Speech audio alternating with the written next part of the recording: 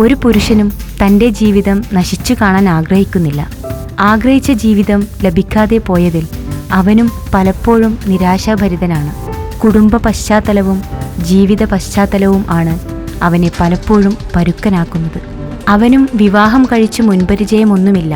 സ്ത്രീ വിവാഹ ജീവിതത്തിൽ പ്രവേശിക്കുമ്പോഴുള്ള അതേ ആകുലതയും വേവലാതിയും അവൻ്റെ മനസ്സിലുണ്ട്. അവനിലെ പൗരുഷം അവൻ സ്ത്രീയിൽ അടിച്ചേൽപ്പിക്കാൻ ശ്രമിക്കുന്നിടത്താണ് അവൻ്റെ പരാജയം ആരംഭിക്കുന്നത്. അവൻ കണ്ടതും കേട്ടതും വെച്ച് പുരുഷൻ സ്ത്രീയോട് അങ്ങനെയാണ് പെരുമാറേണ്ടത് എന്ന് ധരിച്ചു വെച്ചിരിക്കുന്നു. സ്ത്രീയും ഏതാണ്ട് അതേ അവസ്ഥയിൽ തന്നെയാണ് കുടുംബജീവിതത്തിൽ പ്രവേശിക്കുന്നത്. താൻ കീഴടങ്ങി ജീവിക്കേണ്ടവളാണെന്ന് അവളും പഠിച്ചു വെച്ചിരിക്കുന്നു. അവളിൽ അടങ്ങിയിരിക്കുന്ന സ്ത്രൈണത അവളെ അതിനു പ്രേരിപ്പിക്കുന്നു. ഒരാളുടെ ഭയമാണ് മറ്റൊരാളുടെ ധൈര്യം. സ്ത്രീയുടെ ഏറ്റവും വലിയ ധൈര്യം അവളുടെ അറിവാണ്. അതിനു വേണ്ടത് വിദ്യാഭ്യാസമാണ്. അറിവും വിദ്യാഭ്യാസവുമുള്ള സ്ത്രീ ഒരിക്കലും ആരുടെയും മുമ്പിൽ തല കുനിക്കേണ്ടി വരില്ല. തൻ്റെ ഇഷ്ടങ്ങൾ തുടക്കം മുതൽ അവൾ പങ്കാളിയോട് തുറന്നു പറയണം. അനിഷ്ടങ്ങൾ അവനോട് പ്രകടിപ്പിക്കണം. ഇഷ്ടമില്ലാത്ത കാര്യങ്ങൾ ചെയ്യാൻ ഒരിക്കലും നിന്നു കൊടുക്കരുത്. ഒരു പുരുഷനും അമാനുഷിക കഴിവുള്ളവനൊന്നുമല്ല. അവനും കൊച്ചു കൊച്ചു പ്രശ്നങ്ങളിൽ തളർന്നു പോകുന്നവനാണ്. പക്ഷേ അവന് സ്ത്രീയെപ്പോലെ കരയുവാനോ അവൻ്റെ സങ്കടം പുറത്തു പ്രകടിപ്പിക്കുവാനോ കഴിയില്ല. അതിനു പകരമായി അവൻ പ്രകടിപ്പിക്കുന്നത് കൃത്രിമമായ ദേഷ്യം ആണ്. ഒരു പുരുഷനെ മനസ്സിലാക്കാൻ ശ്രമിക്കുന്ന സ്ത്രീക്ക് തൻ്റെ ജീവിതത്തിൽ പരാജയം അനുഭവപ്പെടില്ല. അതുപോലെ തന്നെയാണ് പ്രസവാനന്തരം സ്ത്രീകൾക്കുണ്ടാകുന്ന മാറ്റങ്ങൾ. വേദനയോടെ ഒരു കുഞ്ഞിനെ പ്രസവിച്ച് ശരിയായ ഉറക്കം ലഭിക്കാതെ വരുമ്പോൾ മുതൽ സ്ത്രീകളിൽ പലർക്കും ഡിപ്രഷൻ പോലെ അനുഭവങ്ങൾ ഉണ്ടായേക്കാം. അതൊന്നും പുരുഷന്മാർക്ക് മനസ്സിലായിക്കൊള്ളണമെന്നില്ല. പലപ്പോഴും പ്രസവത്തോടെയാണ് സ്ത്രീകൾക്ക് മാറ്റങ്ങൾ സംഭവിക്കുന്നത്. ആ സമയങ്ങളിൽ അവൾ ഭർത്താവിൽ നിന്ന് കൂടുതൽ കെയറിംഗ് ആഗ്രഹിക്കുന്നു. പക്ഷേ ഭർത്താവിന് അതൊന്നും തിരിച്ചറിയാൻ കഴിയില്ല. അത്തരം ഒരു അറിവ് അവന് എവിടെ നിന്നും ലഭിച്ചിട്ടില്ല. പരസ്പരം മനസ്സിലാക്കാതെയുള്ള ജീവിതം വളരെ ദുസ്സഹമാണ്. എന്തിൻ്റെ പേരിലായാലും ആ ജീവിതം വലിച്ചിഴച്ച് മുമ്പോട്ട് കൊണ്ടുപോകാൻ ശ്രമിക്കരുത്. ഒരു കാര്യം എപ്പോഴും സ്ത്രീകൾ മനസ്സിലാക്കുക: നിങ്ങളുടെ ഭയമാണ് പുരുഷന്റെ ധൈര്യം.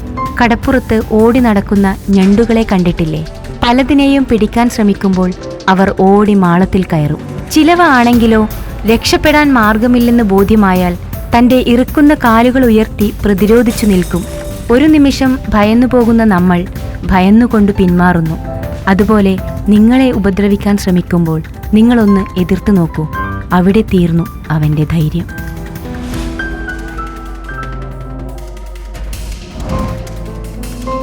ആത്മാർത്ഥമായ സ്നേഹം ഇല്ലെങ്കിൽ അതൊരു പാഴ്വാക്കായി ഉപയോഗിക്കരുത്. ഒരു സുഹൃത്തിനെ തേടുന്നയാൾ ആദ്യം അയാളുടെ പ്രൊഫൈൽ പിക്ചറിൽ ആണ് ആകർഷകനാകുന്നത്. ഫ്രണ്ട് റിക്വസ്റ്റ് അയച്ച് അയാളെ സ്വന്തമാക്കിയതിനു ശേഷം മെസ്സേജ് അയക്കുന്നു. അപരിചിതനായ അയാളോട് ആദ്യത്തെ ചോദ്യം വീടെവിടെയാണ് എന്നാണ്. അത് സ്വന്തം നാട്ടുകാരൻ ആണോ എന്ന് ഉറപ്പുവരുത്തുന്നതിനു വേണ്ടി മാത്രം.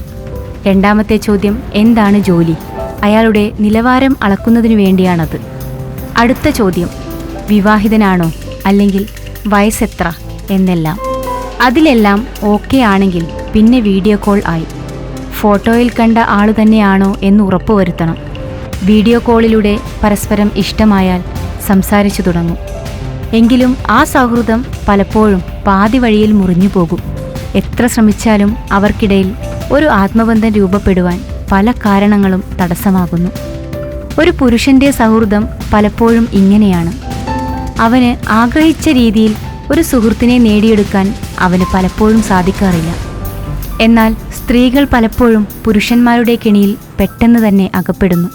അപരിചിതനായ ഒരു പുരുഷന്റെ സൗഹൃദത്തിൽ അവൾ പ്രലോഭിതയാകുമ്പോൾ അവൻ്റെ ഊരോ പേരോ കൃത്യമായി അറിയാതെ അവൻ്റെ കുഞ്ഞു കുഞ്ഞു നമ്പറുകളിൽ വീഴുന്നു.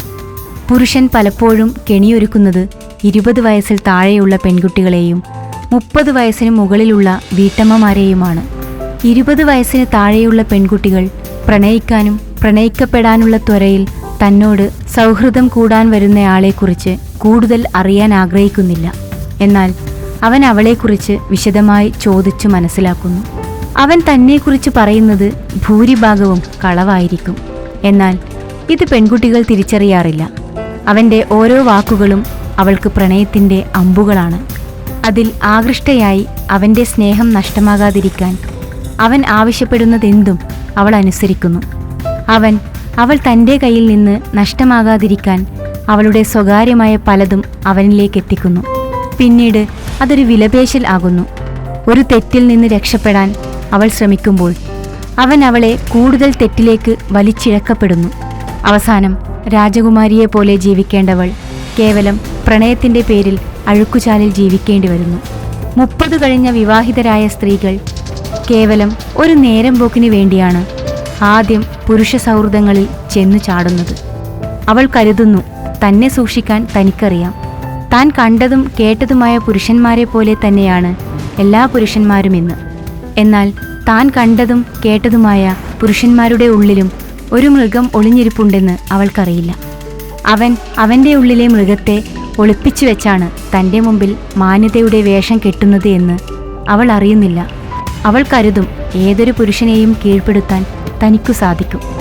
അവൻ്റെ നമ്പറുകളൊന്നും തൻ്റെ മുമ്പിൽ ചിലവാകില്ല എന്ന്. എന്നാൽ പുരുഷന്മാരിൽ നല്ലവരും ചീത്തയും എല്ലാം ഉണ്ട്. മാന്യനായ പുരുഷൻ ഒരിക്കലും വിവാഹേതര ബന്ധങ്ങളിൽ തൽപരിതനാവില്ല. മാന്യതയുടെ വേഷം പൂണ്ട ചെന്നായകളാണ് ഇത്തരം ബന്ധങ്ങളിലൂടെ സ്ത്രീകളുമായി സൗഹൃദം സ്ഥാപിക്കാൻ ശ്രമിക്കുന്നത്. അവൻ സ്ത്രീകളുടെ ഹൃദയത്തിലേക്ക് ഇറങ്ങിച്ചെല്ലുവാൻ മധുരമൂറുന്ന വാക്കുകൾ ഉപയോഗിക്കുന്നു. പങ്കാളിയിൽ നിന്ന് ലഭിക്കാത്ത കൊച്ചു കൊച്ചു പ്രശംസകളും സുഖാന്വേഷണങ്ങളും അവളെ അവനിലേക്ക് അടുപ്പിക്കുന്നു. അവൻ്റെ സൗഹൃദവും സ്നേഹവും നഷ്ടമാകാതിരിക്കാൻ അവൻ്റെ കൊച്ചു കൊച്ചു ആഗ്രഹങ്ങൾ സഫലമാക്കി കൊടുക്കുന്നു. ആ ചെറിയ ആഗ്രഹങ്ങൾ വളർന്നു പന്തലിക്കുമ്പോൾ അവൾ പോലും അറിയാതെ അവളെ അവന് പങ്കുവെക്കാൻ അവൾ നിർബന്ധിതയാകുന്നു. എന്തുകൊണ്ടാണ് സ്ത്രീകൾ ഇത്രയും വിദ്യാസമ്പന്നരായിട്ടും ഇത്തരം അപകടക്കെണിയിൽ വീണ് ജീവിതം നശിപ്പിച്ചു കളയുന്നത്? ഒരു പുരുഷനെ അതിർവരമ്പുകൾക്കപ്പുറത്ത് നിർത്തുവാൻ എന്തുകൊണ്ടാണ് അവൾക്ക് സാധിക്കാത്തത്? ഒരു കാര്യം സ്ത്രീകൾ മനസ്സിലാക്കുക. വാഹനത്തിൽ സഞ്ചരിക്കുമ്പോൾ വൃക്ഷങ്ങൾ പിറകിലോട്ട് സഞ്ചരിക്കുന്നത് കാണാം. വാസ്തവത്തിൽ വൃക്ഷങ്ങളാണോ പിറകിലോട്ട് സഞ്ചരിക്കുന്നത്? അല്ല. നമ്മൾ വേഗതയേറിയ വാഹനത്തിൽ സഞ്ചരിക്കുമ്പോൾ വൃക്ഷങ്ങൾ പിറകോട്ട് സഞ്ചരിക്കുന്നത് നമ്മുടെ വെറും തോന്നൽ മാത്രമാണ്. നമ്മൾ കാണുന്നതും കേൾക്കുന്നതും മുഴുവൻ സത്യമല്ല എന്ന് മനസ്സിലാക്കാനുള്ള വിവേകം സ്ത്രീകൾക്ക് വേണം. എങ്കിൽ മാത്രമേ മുമ്പിലെ ചതിക്കുഴികൾ കാണുവാൻ നിങ്ങൾക്ക് സാധിക്കുകയുള്ളൂ.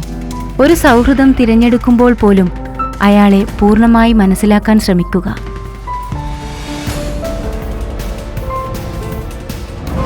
അമിതമായ ഭക്തി ദൈവത്തെ പ്രസാദിപ്പിക്കാനല്ല, ദൈവത്തെ ഉപയോഗിക്കാനാണ്. ദൈവത്തിലേക്ക് അടുക്കുന്നതുകൊണ്ടല്ല, മറിച്ച് ഓരോരുത്തരും അവനവനിലേക്ക് കൂടുതൽ അടുക്കുന്നതുകൊണ്ടാണ് ആളുകൾ ദൈവത്തെ കൂടുതലായി വിളിക്കുന്നത്. നമ്മുടെ ഉയർച്ചയ്ക്ക് ദൈവത്തെ ഉപയോഗിക്കുന്നതല്ല ആരാധന. മറ്റുള്ളവരുടെ കൂടി നന്മയ്ക്ക് നമ്മെ ഉപയോഗിക്കാൻ ഈശ്വരൻ്റെ അനുഗ്രഹം ഉണ്ടാകണമെന്ന് പ്രാർത്ഥിക്കുന്നതാണ് ആരാധന.